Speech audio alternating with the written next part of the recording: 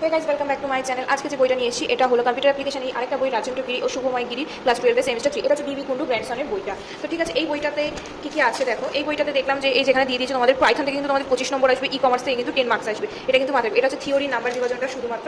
এই যে এবারে দেখো তোমাদের প্র্যাকটিক্যাল যেটা দিয়েছে ক্লাস 12 তোমাদের যেটা করতে হবে সেটা হচ্ছে পাইথন প্রোগ্রামিং করতে হবে, পাইথনের কোডিং থাকবে, আর হচ্ছে এসকিউএল যেটা হচ্ছে ডিবিএমএস যেটা আমাদের 12 এর পার্টে রয়েছে। ঠিক আছে, যাই হোক এবার কি কি করতে হবে এগুলো দিয়ে দিয়েছে তোমাদের সুবিধার্থে।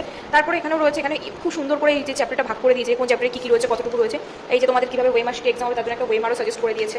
তারপরে এখানে বর্ণনাক্রমিক মানে ইন্ডেক্স দিয়েছে, একটা ফার্স্ট অক্ষর থেকে শুরু করে জেড অবধি যা যা অক্ষর আছে সেই অনুযায়ী একটা ইন্ডেক্স বানিয়ে দিয়েছে, তারপর পাইথন শুরু করেছে।